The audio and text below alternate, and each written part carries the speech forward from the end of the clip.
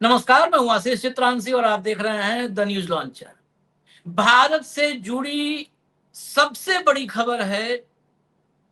भारत का जो सबसे बड़ा न्यूक्लियर प्लांट है, परमाणु संयंत्र, उस संयंत्र पर साइबर अटैक हुआ और साइबर अटैक में न्यूक्लियर प्लांट से डेटा लीक हो गया है।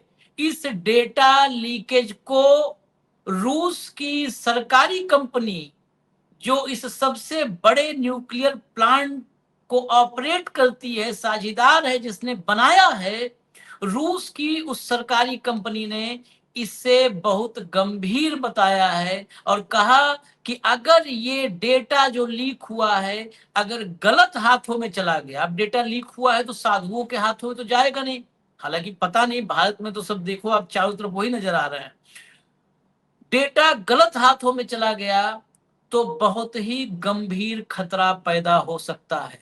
न्यूक्लियर प्लांट का जैसे ही नाम आता है, संवेदनशीलता सबसे ज्यादा बढ़ जाती है और किसी जगह पर डेटा लीक हो जाए, खतरा पैदा हो जाए, तो वहां पर उस संयंत्र में काम करने वाले लोग वो खतरे में आएंगे, संयंत्र खतरे में आएगा, उसमें जो संपत्ति लगी है, धन लगा है, वो सब नुकसान होगा। लेकिन परमाणु संयंत्र अगर खतरे में आ गया और कुछ भी अनिष्ट हो गया तो देश के लाखों करोड़ों लोग खतरे में आ जाएंगे। ये सबसे ज्यादा संवेदनशील विषय इसीलिए है। मैं कुडनकुलम की बात कर रहा हूं, तमिलनाडु का कुडनकुलम परमाणु संयंत्र। 1988 में ये एग्रीमेंट हुआ था। राजीव गांधी के दौर में ये एग्रीमेंट रूस के साथ हुआ था। कुल 6 इसमें यूनिट्स बननी है, 2 फंक्शनल हैं, 2 पर चल रहा है। 6 में मतलब 2 फंक्शनल, 2 पे काम चल रहा है, अभी 2 आगे होगा। 2025 में आए थे व्लादिमीर पुतिन, तो उन्होंने इसको आगे बढ़ाया कि इस पर काम की रफ्तार तेज की जाएगी। 5 दिसंबर 2025 की क्लिप, वो भी मैं आपको सुनाऊंगा। बड़ा लंबा है लेकिन एक हिस्सा उसका सुनाएंगे। कुडनकुलम कितना इंपॉर्टेंट है भारत के लिए, आप इससे अंदाजा लगाइए। 1988 में राजीव गांधी के समय एग्रीमेंट हुआ। 2002 में अटल बिहारी वाजपेयी जब प्रधानमंत्री थे, तब यहाँ पर कंस्ट्रक्शन वगैरह शुरू हो गया, काम जो है शुरू हो गया। और अब 2026 में हम हैं। यहाँ अनिल अंबानी की कंपनी को भी कुछ काम दिया गया और अनिल अंबानी की कंपनी, अब ये जो डेटा लीक का मामला है, इस पर भी उसी से जो है प्रतिक्रिया ली जा रही है, क्योंकि वहां शायद ये सिक्योरिटी, साइबर सिक्योरिटी वगैरह की जिम्मेदारी थी। ये वो बहुत तकनीकी मसला है, बहुत हम भी टेक्नोक्रेट नहीं है तकनीकी, आजकल के जो जनजी हैं या इस जनरेशन के लोग हैं। तो अनिल अंबानी की कंपनी की भी भूमिका इस कुडनकुलम में थी और 2018 में अनिल अंबानी को इस प्रोजेक्ट में एंट्री दी गई। 2018 में अनिल अंबानी की एंट्री कैसे हुई, राफेल में, हर जगह पर, वो एक अलग विषय है। भाव आएंगे तो उस पर चर्चा, भाव को उचित लगेगा तो करेंगे उस पर चर्चा। ले आइए, स्क्रीन पर ले आइए भाव, जोड़िए, स्वागत है भाव। लेकिन बड़ी बात ये कि ये लीक हुआ, बड़ा खतरा पैदा हो गया, रूस भी चेता रहा है। ये खबर मिली कैसे, ये और भी गंभीर है। हमारे देश के सबसे बड़े न्यूक्लियर प्लांट पर साइबर अटैक हुआ, डेटा लीक हो गया। ये खबर हमें मिली राइटर्स से।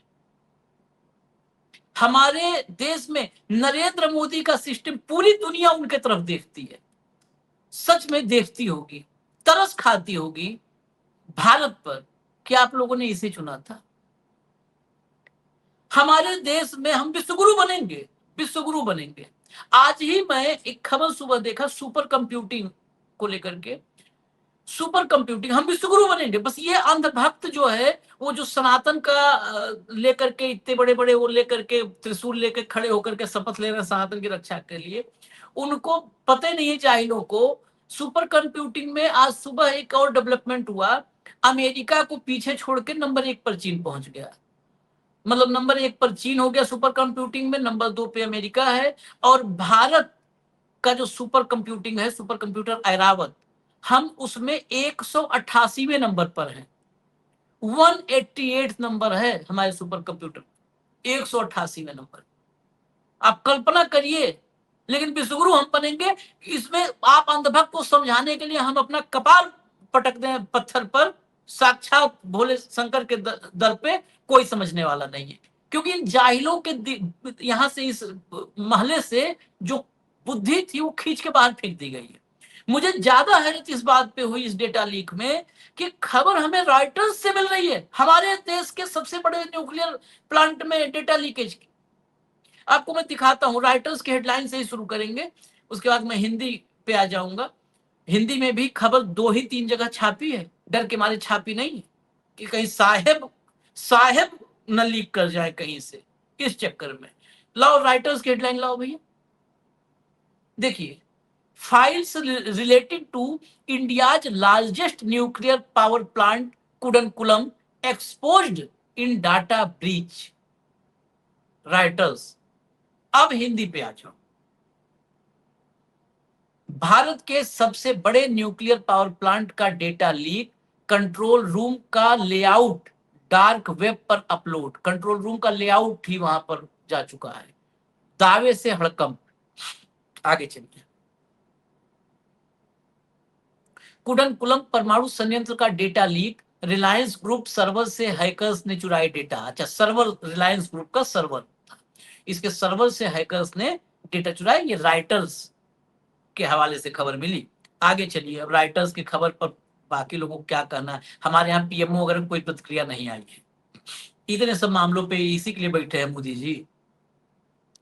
भारत के सबसे बड़े परमाणु ऊर्जा संयंत्र कुडनकुलम न्यूक्लियर पावर प्लांट से जुड़ी संवेदनशील जानकारी कथित तौर पर साइबर हमले में लीक हो गई है। राइटर्स के रिपोर्ट के अनुसार कुख्यात रैनसमवेयर ग्रुप वर्ल्ड लीक्स ने डार्क वेब पर हजारों दस्तावेज अपलोड किए हैं। दावा किया गया है कि ये दस्तावेज अनिल अंबानी के रिलायंस ग्रुप के सर्वर से चुराए गए हैं और इनमें कुडनकुलम परमाणु परियोजना से जुड़ी अहम जानकारियां शामिल हैं। इसके अनिल अंबानी के रिलायंस के सर्वर से सब चोरी हुआ है। हालांकि राइटर्स इन दस्तावेजों की प्रामाणिकता की स्वतंत्र रूप से पुष्टि नहीं कर सका है।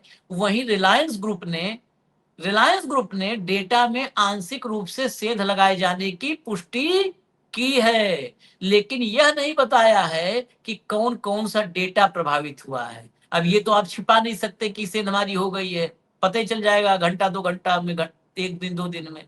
डेटा नहीं बताया कि क्या क्या प्रभावित हुआ है। राइटर्स की रिपोर्ट के मुताबिक वर्ल्ड लीक्स नाम के साइबर अपराधी समूह ने डार्क वेब पर रिलायंस ग्रुप से जुड़े करीब 8,58,000 फाइलों का डेटा अपलोड किया है। इनमें से करीब 19,000 फाइलें कुडनकुलम परमाणु संयंत्र से जुड़ी बताई जा रही हैं। इन दस्तावेजों में कथित तौर पर यूनिट 3 और यूनिट 4 के वेंटिलेशन, अब ये पार्ट ध्यान रखिएगा, यूनिट 3 यूनिट 4 के वेंटिलेशन और कूलिंग सिस्टम के ब्लूप्रिंट, कंट्रोल रूम का फ्लोर प्लान, उपकरणों की जांच और निरीक्षण रिपोर्ट, सप्लायर और ठेकेदारों की सूची, बैठकों के रिकॉर्ड, बीमा से जुड़े दस्तावेज, टेक्निकल प्रपोजल तकनीकी प्रस्ताव और परियोजना से जुड़ी अन्य फाइलें शामिल हैं। ये दस्तावेज वर्ष 2016 से लेके वर्ष 2025 तक के बीच के बताए जा रहे हैं। और आगे चलिए। अनिल अंबानी के रिलायंस ग्रुप ने राइटर्स को दिए बयान में माना कि उसके एक सर्वर में आंशिक डेटा ब्रीच हुआ है। कंपनी के अनुसार यह सर्वर भारतीय डेटा सेंटर सेवा प्रदाता योटा द्वारा होस्ट किया जा रहा था। घटना की जानकारी सरकार को दे दी गई है, फिलहाल जांच जारी है। हालांकि कंपनी ने साफ नहीं किया कि आखिर कौन सा डेटा चोरी हुआ है। और आगे चलिए। रिपोर्ट के अनुसार डेटा सेंटर कंपनी योटा ने कहा कि 29 मई को रिलायंस इंफ्रास्ट्रक्चर के सर्वर पर संदिग्ध गतिविधि देखी गई थी। कंपनी के अनुसार संदिग्ध गतिविधि को तुरंत रोक दिया गया था। रैनसमवेयर को सक्रिय होने से पहले ही ब्लॉक कर दिया गया था, लेकिन जून के अंत में रिलायंस ने जानकारी दी कि बाहरी साइबर अपराधी डेटा चोरी का दावा कर रहे हैं। अब बताओ, योटा सही, योटा कौन, झूठा कौन, यही नहीं फैसला भारत में हो पाएगा। हालांकि लीक हुए दस्तावेज सीधे परमाणु रिएक्टर के कोर सिस्टम से जुड़े नहीं बताए जा रहे। रिएक्टर की मुख्य तकनीक रूस की सरकारी कंपनी रोसाटॉम ने विकसित की है। फिर भी साइबर सुरक्षा विशेषज्ञों का मानना है कि इस तरह की जानकारी गलत हाथों में पहुंचने पर सुरक्षा के लिए गंभीर खतरा पैदा हो सकता है, क्योंकि उनके पास टेक्निकल रिपोर्ट से लेकर के और फ्लोर प्लान तक सब गया है। न्यूक्लियर थ्रेट इनिशिएटिव के वरिष्ठ अधिकारी निकोलस रोथ ने कहा कि यदि किसी हमलावर के पास संयंत्र के सपोर्ट सिस्टम, सप्लाई नेटवर्क भी चला गया है और तकनीकी लेआउट की जानकारी पहुंच जाए तो वह सुरक्षा व्यवस्था की कमजोरियों का फायदा उठा सकता है। ये निकोलस रोथ का कहना है। अब यहाँ वाले कुछ नहीं कहेंगे। राइटर्स के मुताबिक भारतीय कंप्यूटर इमरजेंसी रिस्पांस टीम यानी CERT पूरे मामले की जांच कर रही है। Nuclear power corporation of India limited यानी NPCIL भी रिलायंस के साथ मिलकर मामले की समीक्षा कर रहा है। हालांकि राइटर्स ने रिपोर्ट दी है कि NPCIL, परमाणु ऊर्जा विभाग और प्रधानमंत्री कार्यालय ने इस मामले पर आधिकारिक टिप्पणी नहीं की है। हमारे यहाँ ऐसे मामलों पर कोई टिप्पणी नहीं की जाती है। हमारे यहाँ पूछो कि डेमोग्राफी कैसे चेंज हो रहा है, अभी लो टिप्पणी, सवेरे शाम तक मार टिप्पणी, मुंह सुझा देंगे ये लोग, इतनी टिप्पणी देंगे और कोई नहीं छूटेगा। गिरिराज सिंह से निशिकांत दुबे, जिसके मुंह में डेमोग्राफी घुस नहीं पाता है वो भी डेमोग्राफी उगलने लगता है सारे। देखो आशीष भाई, सर्फ शार्क करके एक मॉनिटरिंग साइबर सुरक्षा कंपनी है, उसके आंकड़े बताते हैं कि 2025 में भारत दुनिया में तीसरा सबसे ज्यादा डाटा लीक झेलने वाला देश रहा। हमारे यहाँ हम बार बार कहते हैं कि हमारा डाटा सुरक्षित नहीं है, चाहे डीजी यात्रा हो, चाहे आधार कार्ड हो, चाहे पैन कार्ड हो। सरकार जो डिटेल हमसे लेती है वो सारा का सारा डाटा लीक होता है और ये लगातार साइबर हमले हमारे यहाँ होते हैं। सरकार इस मामले में, ये सरकार के पास मामला जून में आ गया था। रिलायंस के सर्वर पे हमला हुआ, रिलायंस ने ये समझा, रिलायंस के वहां से लाखों फाइलें लीक हो गई। रिलायंस जानता था कौन सी फाइलें लीक हो गई। रिलायंस ने गवर्नमेंट ऑफ इंडिया को, रिलायंस के पास तो कई फाइलें होगी, क्यों गवर्नमेंट ऑफ इंडिया को उन्होंने जानकारी दी? एक तरफ कहते हैं कि हमारी फाइलें लीक हुई, थोड़ा लीक हुई, कौन सी हुई है पता नहीं। तो फिर परमाणु एजेंसी को कैसा आपने बता दिया कि फाइलें लीक हुई है? फाइलें जब मार्केट में ओपन में आ गई तब राइटर ने सवाल पूछा, तब जाके एक्सेप्ट कर गए। इतना बड़ा हादसा हो गया हमारे देश में और इसको लिपापोती करने का प्रयास कर रहे थे। आप म्यूट है आशीष जी। हाँ बाबू, हाँ कंटिन्यू करिए। हाँ, मैंने बोला कि इतना बड़ा कांड हो गया इस देश में। आप क्या समझते हैं? कूलिंग सिस्टम का डाटा लीक होना, ये किसी भी परमाणु यंत्र के लिए सबसे ज्यादा घातक होता है। यदि आपका कूलिंग सिस्टम हैक हो गया तो वहां डिजास्टर होना 2 मिनट लगते हैं, क्योंकि जितनी भी वहां फ्यूजन होता है उसके टेम्परेचर को कंट्रोल करने के लिए ही कूलिंग सिस्टम होता है। परमाणु रिएक्टर में कूलिंग सिस्टम बहुत अहम है। कंट्रोल रूम का प्लान आउट हो गया, इसके बाद आपको क्या चाहिए? मुझे क्या बचा, क्या है मुझे बताइए आप। यूरेनियम संवर्धन कैसा करना, यही टेक्निक बताइए। मीटिंग्स का डाटा गया है, मीटिंग्स के जो मीटिंग्स हुई है उनकी जो मिनट्स है वो डाटा गया है, तो सब कुछ तो बाहर हो गया, बचा क्या? भारत सरकार रिलायंस के सर्वर पे क्यों गई? भारत सरकार अपने सर्वर नहीं बना सकती? अपना सर्वर पे क्यों नहीं डेवलप कर सकती? क्या अनिल अंबानी को ये उसी टाइम का है, राइफल के टाइम का ही मामला है ये? वो एक काम देना था बस। काम दिया आपने। अब पता नहीं जर्मनी में क्या किससे मिलवाया साहब को अनिल अंबानी ने। जर्मनी में कोई मीटिंग की, ऐसे चर्चा है, पता नहीं किस बात की, क्या हुई कि नहीं हुई भी ये पता नहीं है, लेकिन जर्मनी में किसी से मिलवाया और उसके बाद राफेल भी मिला, सब मिला। कैसे चलेगा भाई ये देश? राफेल में तो आपने मजाक ही कर दिया, जिसने कभी खिलौने का प्लेन नहीं बनाया उसको प्लेन का ऑफसेट कंपनी बना दिया, और देश में सबसे बड़ी एचएएल जो थी उसको साइड को कर दिया। 10 दिन पहले कंपनी बनाया 5 डेसोडेल, लाख पूंजी से, जो राफेल कितना? बनाने वाली, राफेल्स बनाने वाली कंपनी है डेसोडेल, वो अपने यूनियन जो एम्प्लॉय जो यूनियन है, क्योंकि वहां यूनियन बहुत स्ट्रांग है, लेबर यूनियन, उनको बताना पड़ता है कि आप ऑफसेट किसको कर रहे हो बाहर। वहां उन्होंने वहां कहा है कि on the request of the government of India, Reliance has been chosen as a partner for offset.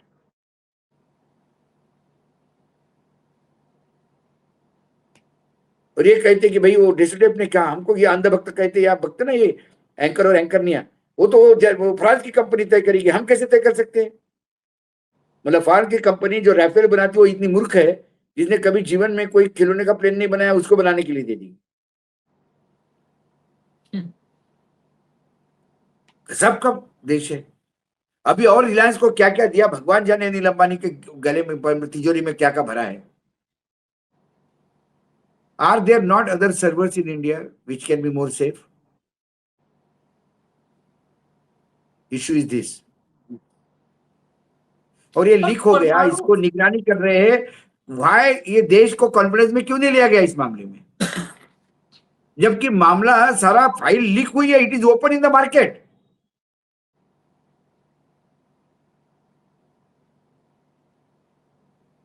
Market में फ्री में अवेलेबल है, क्योंकि सरकार अपनी नाकामी हमेशा छुपाती है। और राइटर्स ने बोल दिया तो ये कल अंधभक्त कहेंगे कि विदेशी एजेंसी है, भारत को बदनाम करने का प्रयास कर रही है।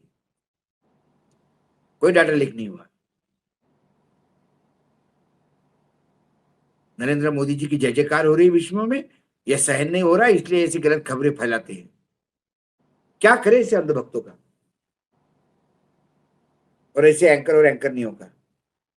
नहीं, नंद नाश कर दिया इस देश में अंधभक्तों ने। अब हम लोग पहले अवॉइड करते थे ना कि अंधभक्त अंधभक्त, कितना भी, अब आप क्या बताओगे इनको? कुछ भी बता दो देश का। आप बताओ, इस कुडनकुलम में इनका कोई लेना देना नहीं है, लेकिन इस पे भी जश्न मनाए थे। मैं वो जश्न का के अवसर की क्लिप सुनवा देता हूँ। पुतिन की क्लिप सुनवाइए, क्योंकि इंडिया आए थे तो कुडनकुलम में 6 यूनिट हैं, तो यूनिट वाइज भी जश्न मना लेते हैं। मोदी जी का तो अपना किया धरा कुछ भी नहीं है। सुनिए जरा। The bilateral interaction in energy does not limit to that. We are also conducting a flagship project to build the largest Indian nuclear power plant, Kudankulam. 2 out of 6 reactor units have been already connected to the energy network, and 4 are still under construction.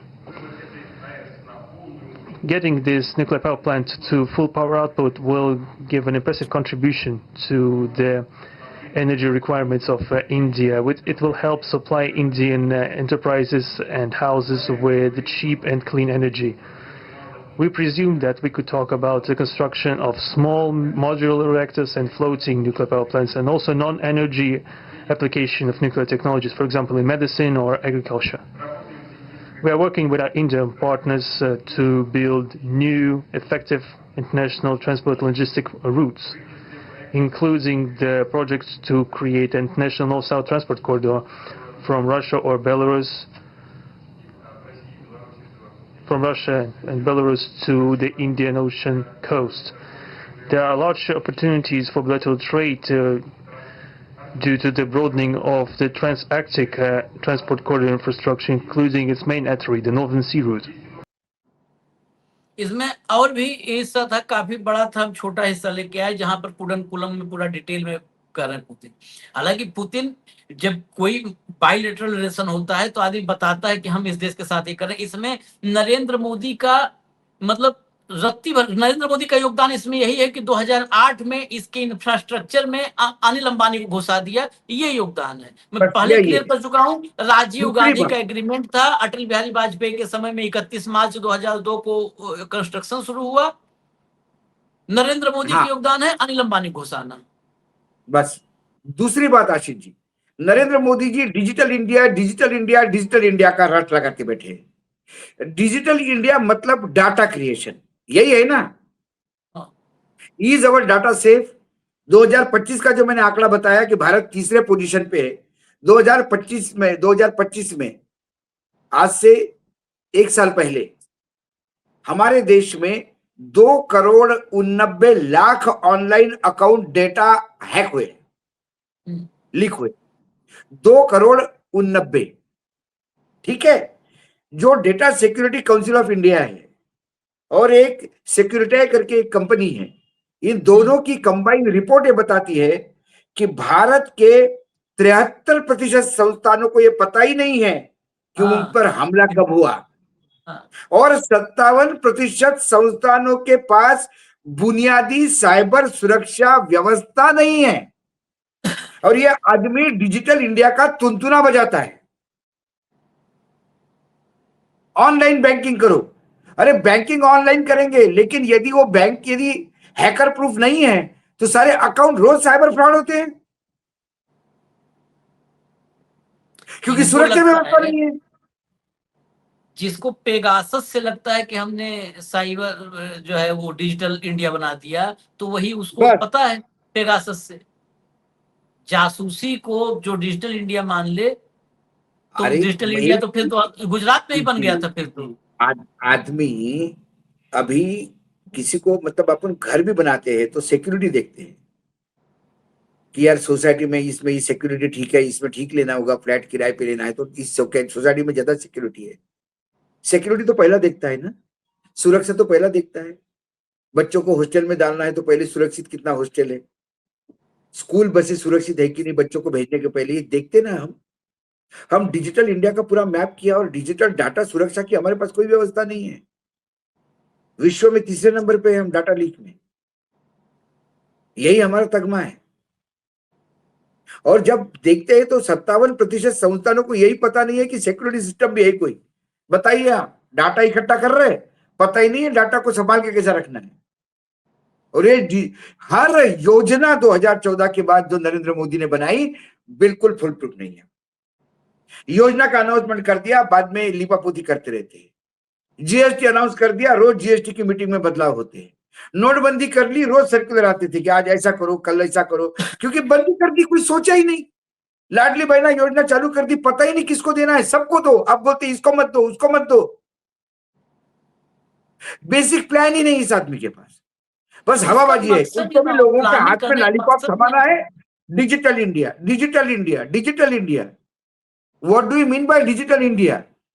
Digital India is creation of data. Who will secure the data? कोई नहीं।